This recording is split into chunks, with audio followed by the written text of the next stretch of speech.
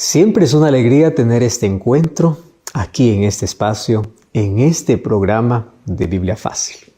Me alegra que tú puedas estar allí del otro lado de esta pantalla, allí disfrutando de esta temporada de Biblia Fácil, hablando sobre el maravilloso Jesús, sobre nuestro Salvador y nuestro Rey. Bienvenido a un programa más, me alegra poder saludarte, estamos orando por ti, para que Dios pueda siempre cuidarte, protegerte, darte salud, pero sobre todo pueda darte salvación. Y que tu corazón pueda estar siempre receptivo, tu mente puede estar siempre atenta para poder escuchar la voz de Dios, para poder saber de que Dios cada día nos da una nueva oportunidad. Cada nuevo día que tenemos es una oportunidad para poder conocer más de Él. Un grande abrazo para ti, mi cariño, y gracias por estar allí en este programa de Biblia Fácil. Estamos recorriendo las páginas del libro de Mateo para poder acompañar el ministerio de Jesús desde su nacimiento. Y ya hemos visto hasta aquí por qué es que Mateo comenzó con una genealogía para poder presentar a Jesús. Cada evangelio tiene características realmente únicas. Mateo es el único que comienza su evangelio presentando a Jesús a través de una genealogía.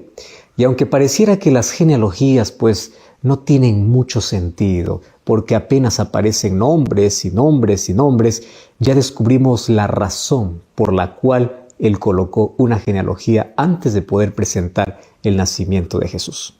Y hoy vamos a hablar sobre cómo Mateo presenta el nacimiento del Rey, cómo las profecías apuntaban hacia el nacimiento de Jesús, cómo ya muchos años atrás, muchos siglos antes del nacimiento de Jesús, habían detalles como el lugar donde Él iba a nacer, las cosas que iban a suceder. Y las cosas que Jesús hizo en su ministerio ya estaban profetizadas muchos siglos antes. Hoy queremos abrir la Biblia para ver qué cosa podemos aprender del nacimiento de Jesús, porque hay varios factores que envuelven y varios personajes también allí que pueden representar nuestras actitudes. Antes de poder abrir la Biblia, quiero presentarte este curso bíblico Jesús Restaurador de la Vida. A través de este curso bíblico vas a comprender mucho mejor cómo Jesús puede restaurar nuestra vida. Así que toma tu Biblia para poder desarrollar este curso, pero antes puedes solicitarlo a nuestro número de WhatsApp, que es el +5512 9810 1460.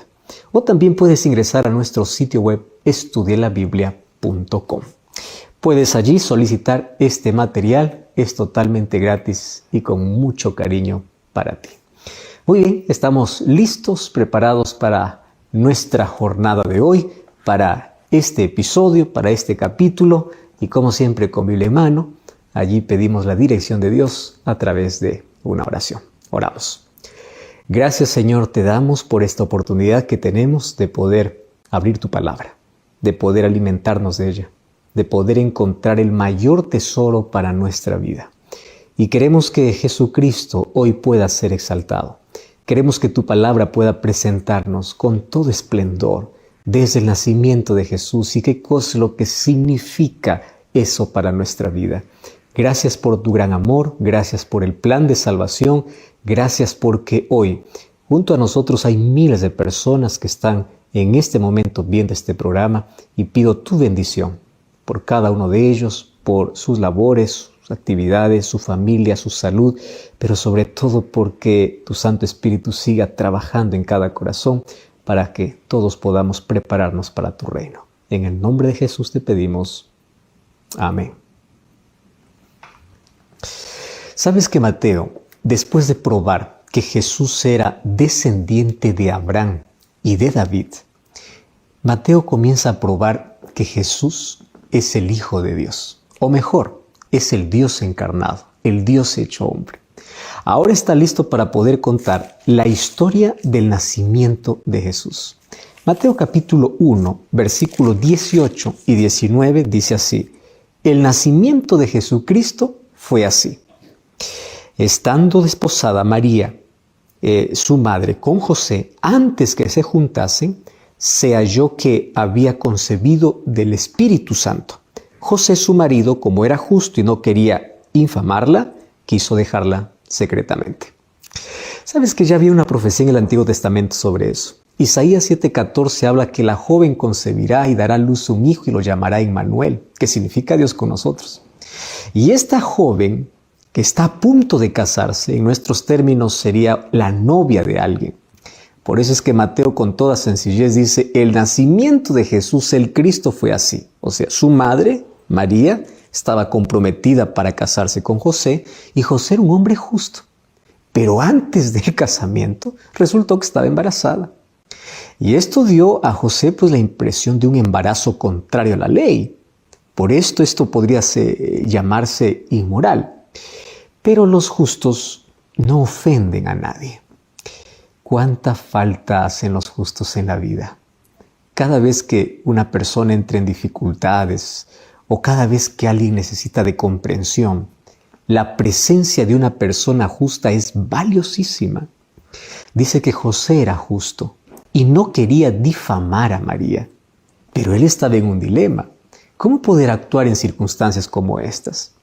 Ahora, también los justos a veces no saben cuál es la mejor decisión que deben tomar y también a veces pueden decidir de manera equivocada. Así que él pensó separarse de ella, pero sin difamarla, simplemente en secreto.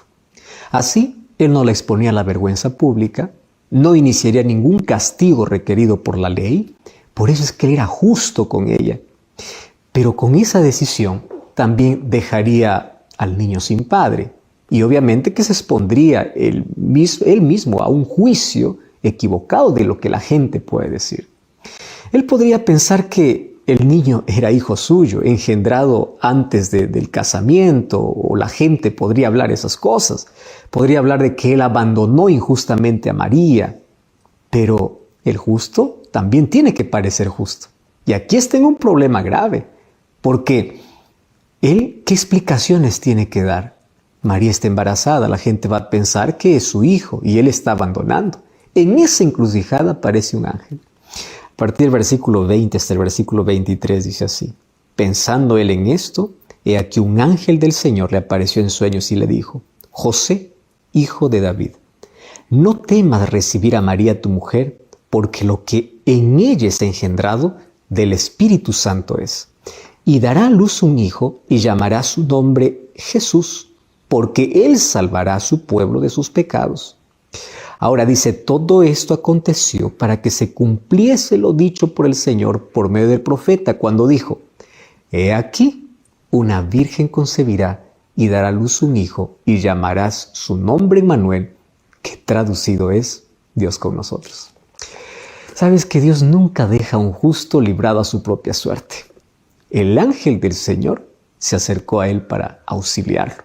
Y es en sueños que le dijo: José, hijo de David, no temas en recibir a María tu mujer, porque lo que en ella es engendrado del Espíritu Santo es. Era lo mismo que decirle: tú perteneces a la familia del rey a quien Dios prometió un descendiente, que sería el verdadero rey de Israel, o sea, el Mesías.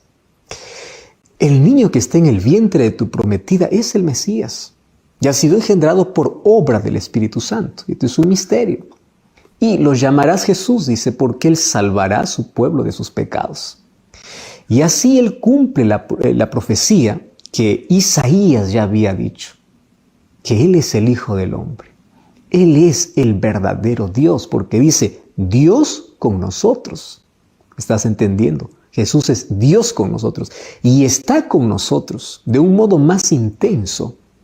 Ahora ya no está lejano, ahora se muestra, se encarna. Es un ser divino incorporado al mismo tiempo en una persona humana. Es el Dios encarnado. La pregunta es, ¿y cómo puede ocurrir esto? Pues esto es un misterio. José no lo sabe. Nadie lo sabe. Nadie lo sabe. Pero José, aun cuando no sepa, él lo entiende. ¿Por qué no es necesario saber todo para entender todo? Porque aquel que no cree, nada entiende. Pero José cree en las palabras del ángel y por creer sabe que no hay error en lo que Dios dice y en lo que Dios hace. Me encanta un texto del Deseado de todas las gentes, página 278, donde dice que Jesucristo, siendo Dios, se hizo carne como nosotros somos carne. Tuvo hambre, tuvo sed, sintió cansancio, fue sostenido por el alimento, refrigerado por el sueño. Él participó de la suerte del ser humano, tomó nuestra naturaleza sin ser gobernado por ella. Sin embargo, vivió sin pecado, porque Él venció todas las debilidades humanas para que nosotros, tomando su naturaleza en forma espiritual, pudiésemos vencer. Por eso es que Jesús es la palabra de Dios hecha visible. Es el pensamiento de Dios hecho visible. Porque Él es eterno, Él es poderoso, creador del cielo, de la tierra y de todo lo que existe. Él es el sustentador del universo, aquel que se encarnó para ser uno con nosotros, para mostrarnos ¿qué cosa? Su comprensión, para revelarnos su amor, para mostrarse como Salvador para los pecadores. Por eso es que Él vino para revelar el carácter de Dios, para poder entregarnos su gracia, para poder darnos su verdad, para ser semejante a nosotros en todo y mostrarse como perfecto. El ejemplo de obediencia, el ejemplo de humildad, el ejemplo de verdadera grandeza, aquella que sirve y aquella que salva, el ejemplo de abnegación y amor. Y dice el texto que Él es el Dios admirable, consejero, Dios fuerte, Padre eterno y príncipe de paz, como dice el libro de Isaías. José entendió la situación. Ahora, él es un hombre de fe. Por eso mismo también él es un hombre obediente. Y dice que apenas despertó del sueño, donde el ángel habló con él, entonces dice que él hizo todo como el Señor le había mandado y recibió a su mujer. ¿Sabes que es difícil saber todo lo que José sintió en ese momento? No se sintió seguridad, gozo, confianza, paz, certeza de que está haciendo las cosas correctas. Quizá todo eso. Bueno, al menos sabemos que tuvo un profundo sentimiento de respeto por María y por lo que Dios estaba haciendo. Tanto así que el texto dice, el versículo 25, que no la conoció. Aquí está hablando, no tuvo relaciones sexuales hasta que nazca su hijo primogénito y lo puso por nombre Jesús. O sea, él no se acercó a ella, no tuvo una relación sexual hasta que Jesús nació.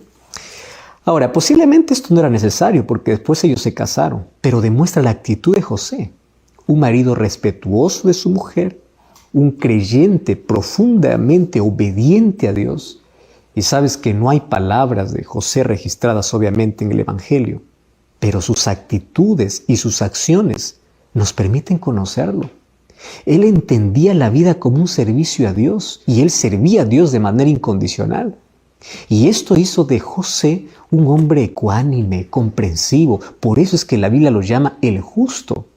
Un hombre de buen trato, agradable, bondadoso, pacífico, tierno. Además, obviamente, de ser un hombre trabajador que atendía a su familia y era responsable por toda ella. O sea, era un hombre ejemplar. Y es interesante que Mateo cuenta estos detalles. Y estos detalles lo cuenta para poder mostrar de que a veces solamente hablamos obviamente de María, aquella que fue elegida, aquella que fue escogida por Dios para ser la madre. Pero no hablamos mucho de José. Y aquí Mateo dice, quiero que ustedes sepan que José era un hombre justo. Primero porque cuando no entendía aún los planes, ni siquiera el ángel le había revelado, entonces él no quiso difamar a María. Mira cómo actúan las personas justas. No difaman. Y ante las situaciones difíciles de la vida, son prudentes, son sensibles, son cautelosos. Pero Dios nunca deja a la deriva un hombre justo. Por eso es que aparece el ángel para decirle, mira, esto es lo que está sucediendo. ¿Sabes qué? Esto es admirable. Porque tanto María como José, los dos aceptaron el plan de Dios aun cuando no lo entendían todo.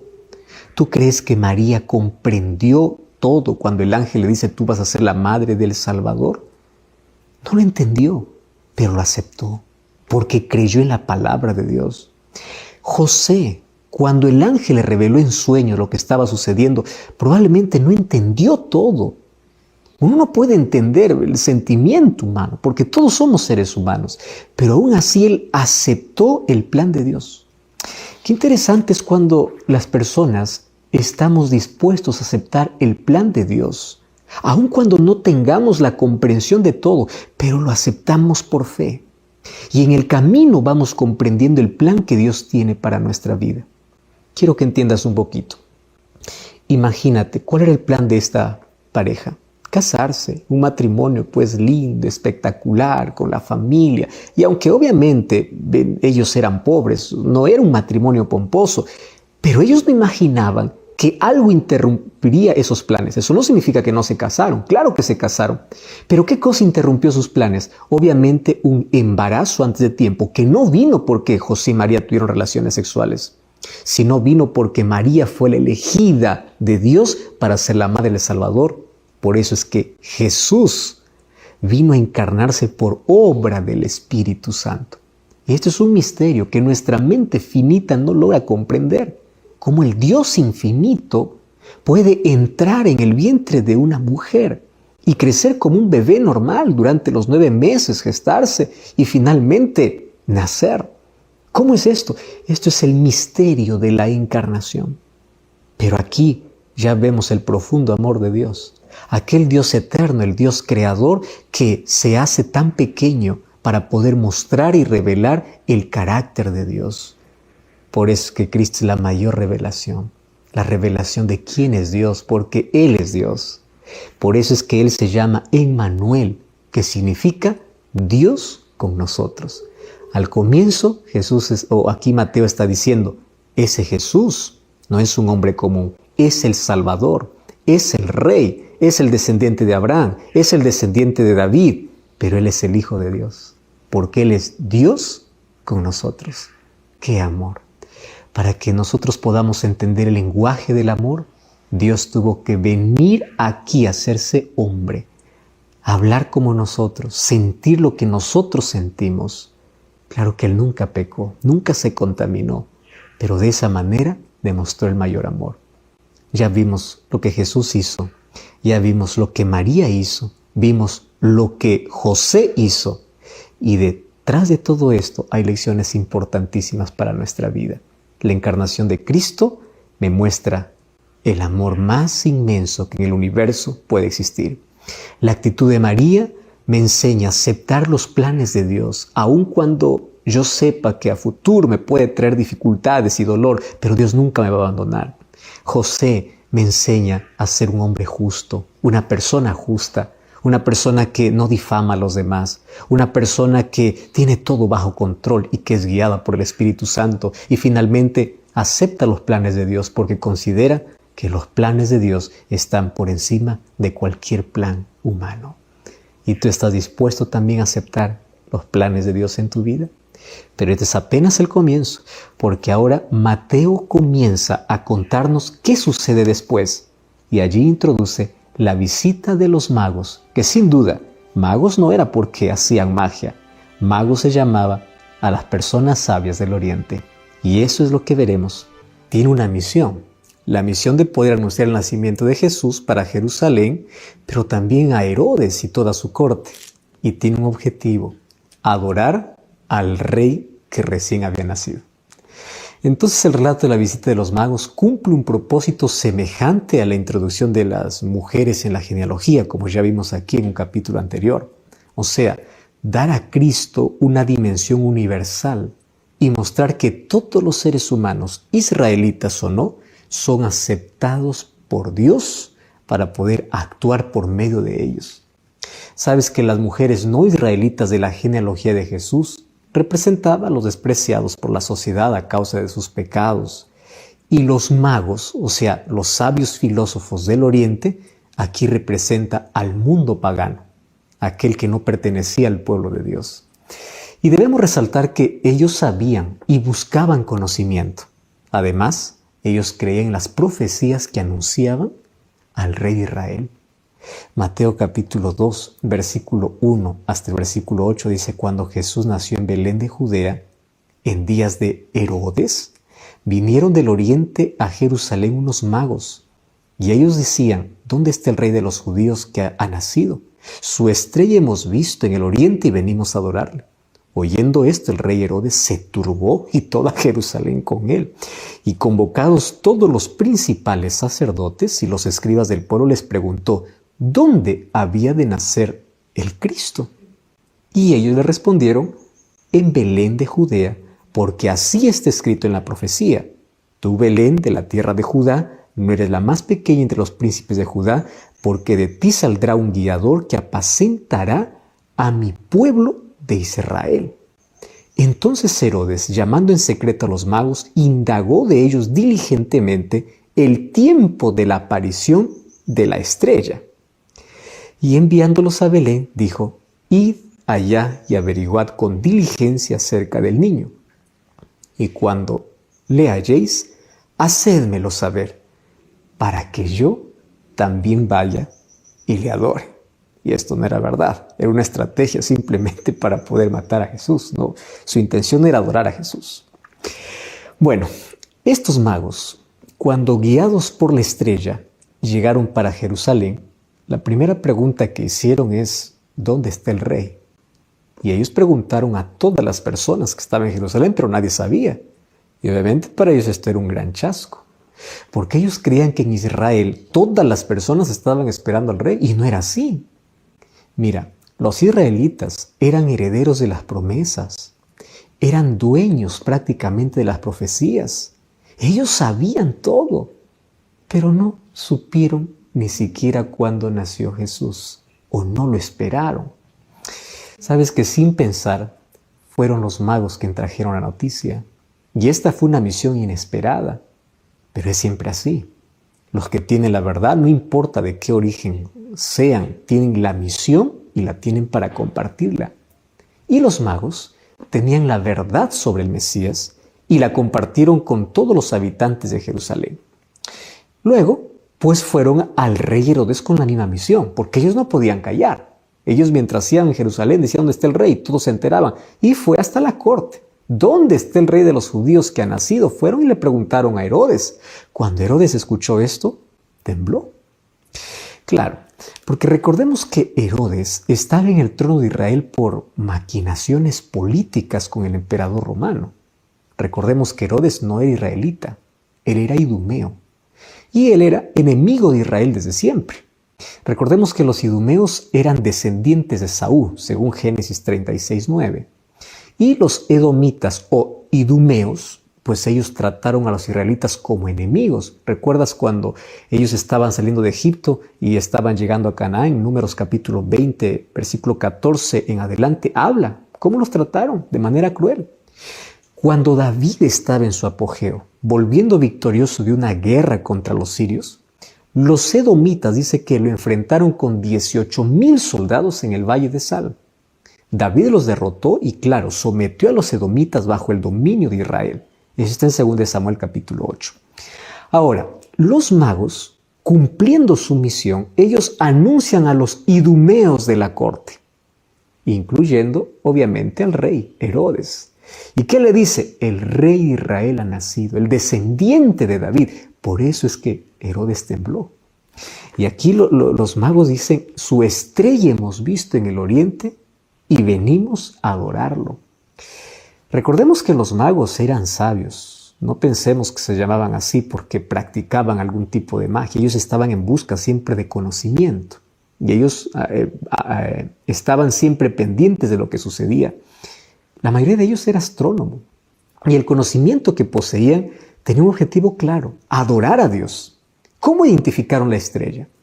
Sin duda ellos conocían mucho de astronomía para poder saber que había una estrella de más y era ajena al universo conocido. Pero también ellos estudiaban las profecías. Tú sabes que ya había una profecía hablando sobre una estrella. El profeta Balaam, que fue contratado por Balac, rey de Moab, para poder maldecir al pueblo de Israel, y no pudo hacerlo porque Dios no lo permitió, finalmente solamente bendijo a Israel y profetizó acerca de su futuro. ¿Y sabes qué cosa dijo Balaam? Dijo en el libro de Números capítulo 24, versículo 17, que saldrá estrella de Jacob y se levantará el cetro de Israel. Los magos, que eran sabios y filósofos, sabían bien que la señal de la estrella estaba vinculado con el rey de Israel. Entonces así alarmaron a Herodes con su pregunta: ¿dónde está el rey? Porque su estrella hemos visto. Y claro, Herodes era astuto.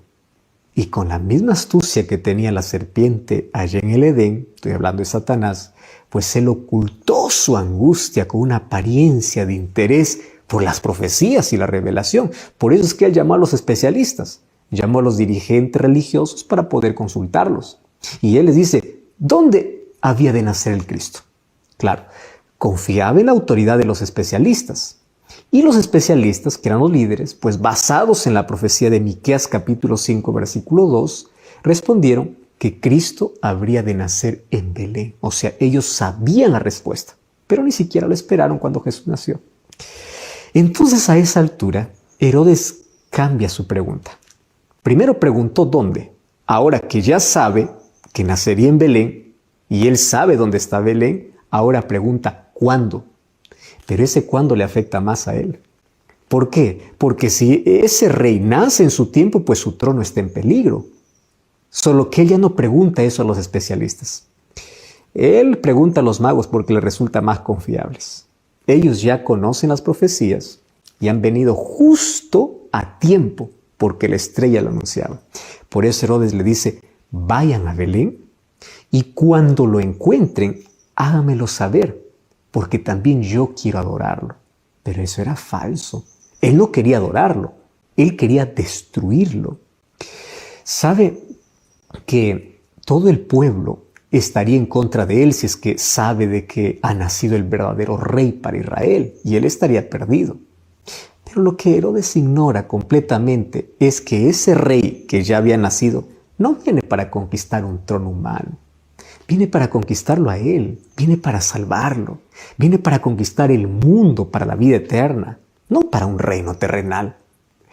Y sabes que las dos etapas de la misión no planeadas por los magos ya estaban cumplidas. Primero, porque anunciaron el nacimiento de Jesús a todos los habitantes de Jerusalén, a todo aquel que lo encontraba.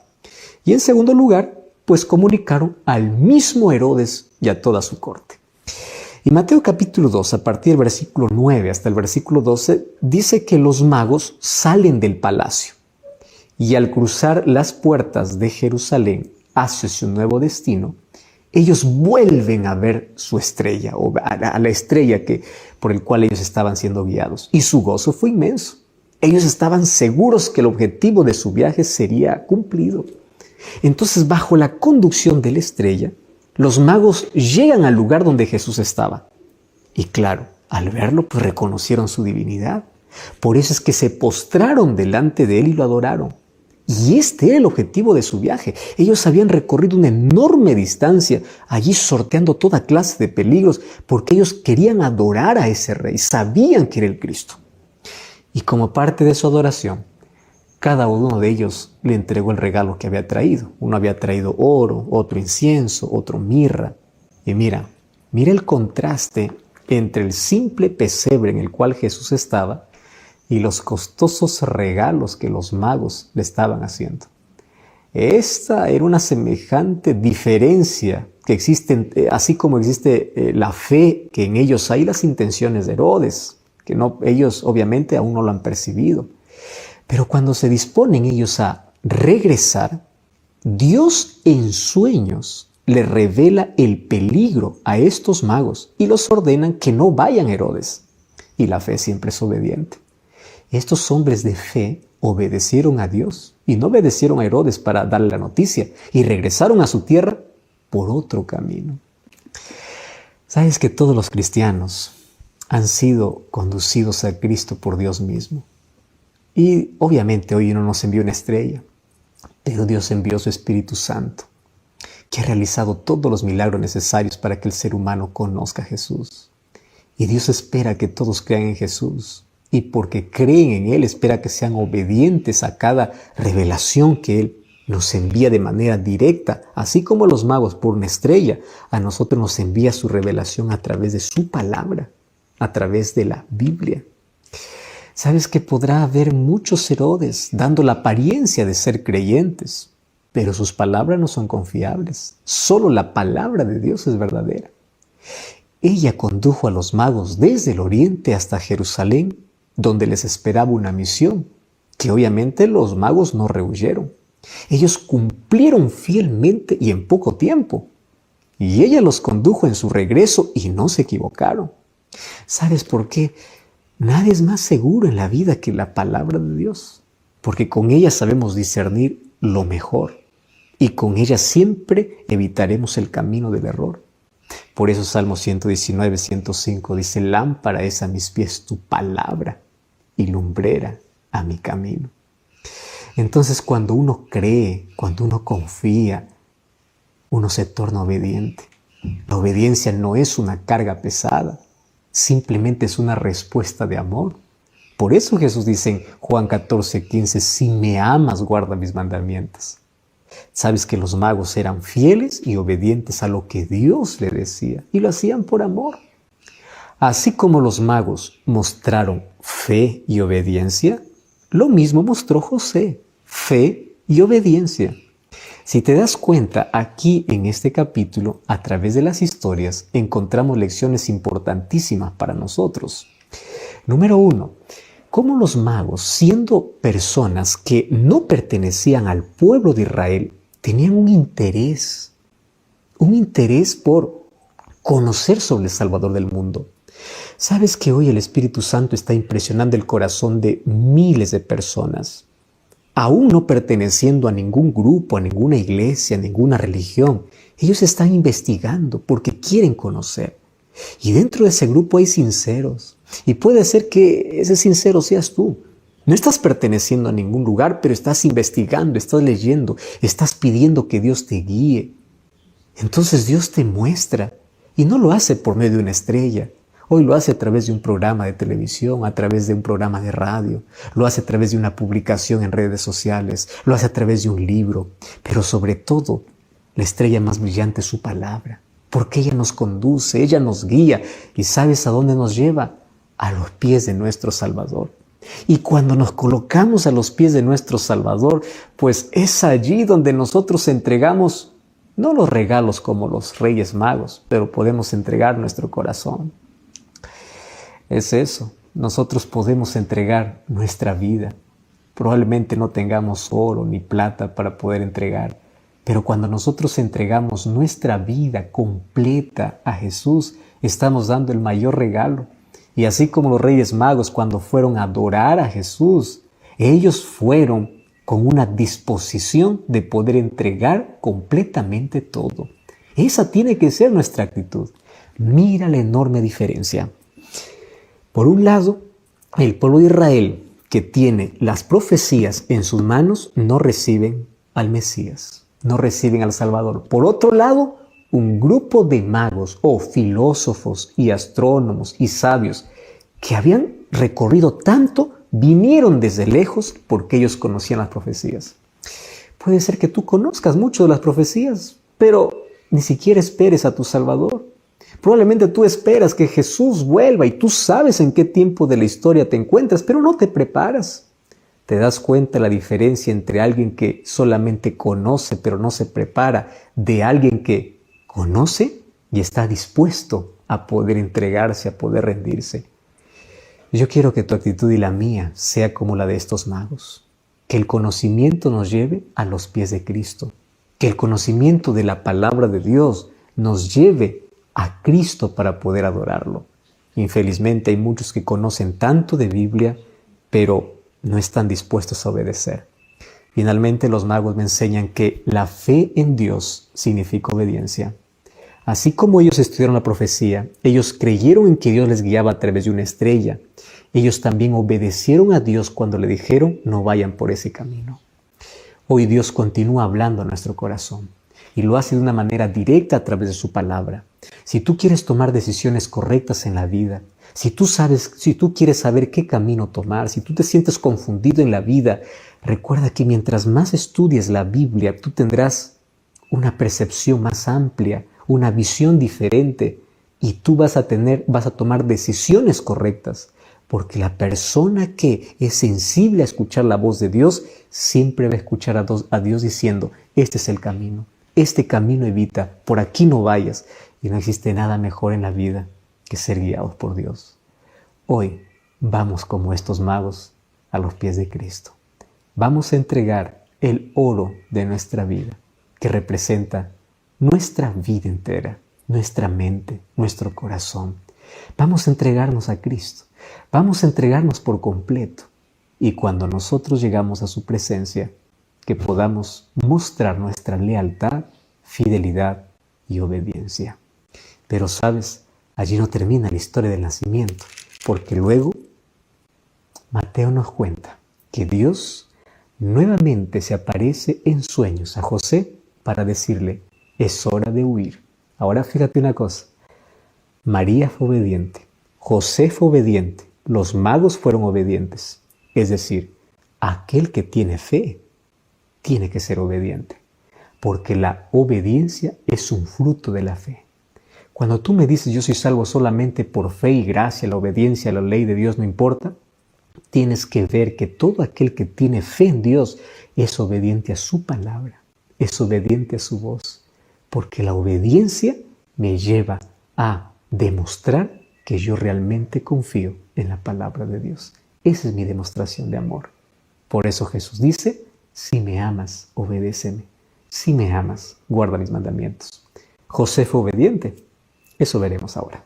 En Mateo capítulo 2, versículo 13 al 15, dice que después que partieron los reyes magos, apareció un ángel en sueños a José y le dijo así, levántate, toma al niño y a su madre y huye a Egipto y permanece allá hasta que yo te diga, porque acontecerá que Herodes buscará al niño para matarlo. Y dice que ahí después despertando, tomó de noche al niño y a su madre y se fue a Egipto. Estuvo allá hasta la muerte de Herodes, para que se cumpliese lo que dijo el Señor por medio del profeta cuando dijo, de Egipto llamé a mi hijo.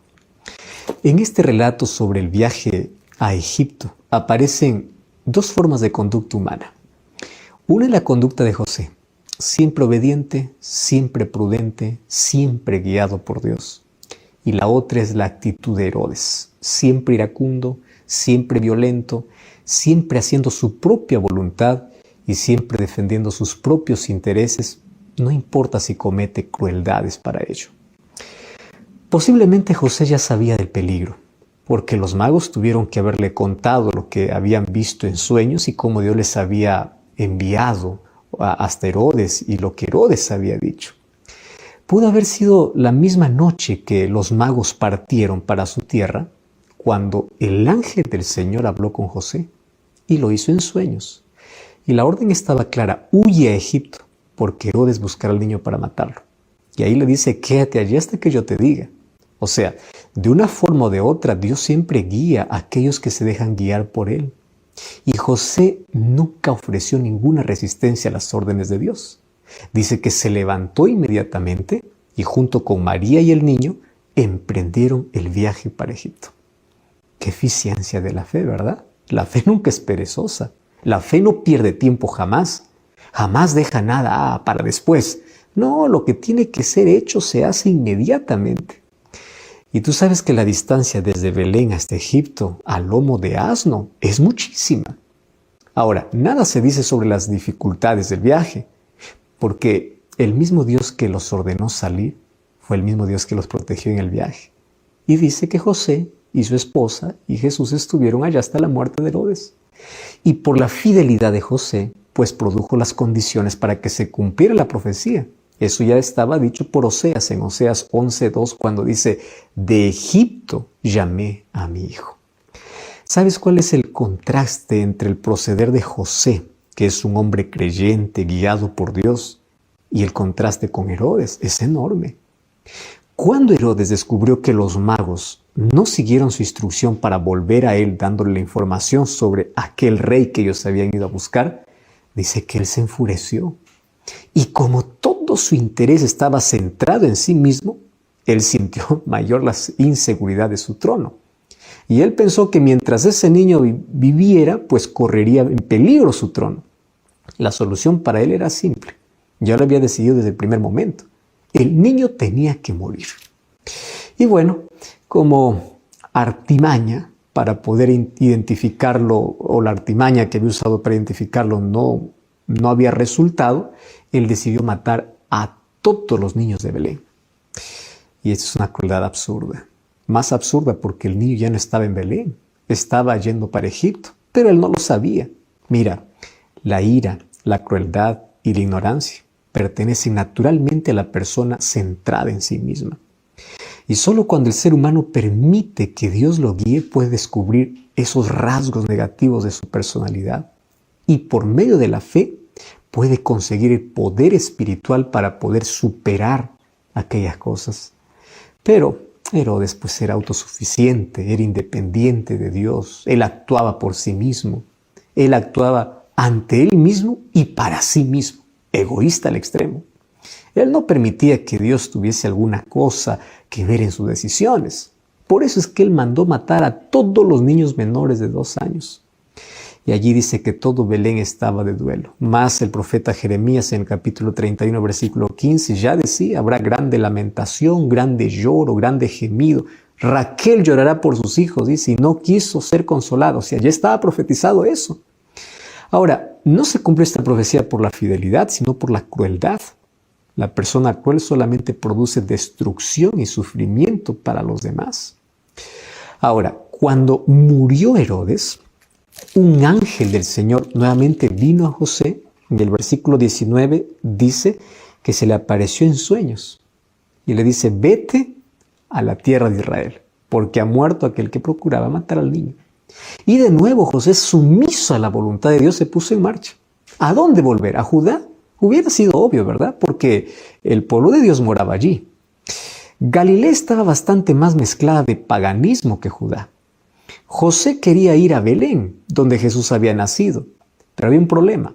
Ahí estaba Arquelao, que era hijo de Herodes, y gobernaba en Judea, y eso era muy peligroso. Entonces la prudencia de José se puso en acción, y él tuvo temor de ir allá. Entonces de nuevo allí se hace presente Dios para poder guiarle en esa decisión, y en sueños le dice, anda para Galilea, y específicamente a la ciudad de Nazaret, y fue para allá. Otra vez José fiel y obediente, permitiendo en Jesús que se cumpla la profecía, porque dice que Jesús sería llamado Nazareno. ¿Por qué? Porque viviría ¿dónde? En Nazaret. Y bueno, allí se quedaron a vivir en Nazaret. Ya habían vivido allí antes de ir a Belén para empadronarse. ¿Cuánto tiempo? Pues no lo sabemos. Y allí gobernaba Herodes Antipas, que era uno de los hijos de Herodes el Grande. Este no era un peligro tan grande como el que hubieran corrido allí en Jerusalén. ¿Por qué? Porque de paso la población de Nazaret era una población mixta y había allí muchos extranjeros. Y cerca de 30 años Jesús vivió allí una vida tranquila y quieta. José tenía un pequeño taller de carpintería y Jesús aprendió el oficio. Paciente, honesto, dedicado a su trabajo, sin pretensiones de ninguna clase y muy servicial. Vivía de manera sencilla. Jesús no asistió a las escuelas de los rabinos, pero sabes que él fue eficazmente educado por su madre en su casa. ¿Y cuáles fueron sus libros de texto? Las Sagradas Escrituras, que era el Antiguo Testamento, y la naturaleza. Sus aulas de clase era el hogar y el taller de carpintería. Ahí es donde trabajaba con gozo, con trato cordial, prudente. Y dice Lucas 2 que estaba creciendo en gracia y sabiduría para con Dios y los hombres. Hasta que llegó el tiempo de su ministerio público, donde se integró ahora completamente a la misión por el cual él había venido a la tierra. Fíjate lo siguiente, 2 personas, José y Herodes. Uno permite que Dios guíe sus decisiones y la otra permite o no permite a Dios, se guía por sí mismo. 2 personalidades. Uno cree y es obediente y cumple la profecía donde quiera que vaya. Y la otra persona pues no tiene fe, es egoísta, es iracunda, es violenta, es cruel y niega todos los valores divinos.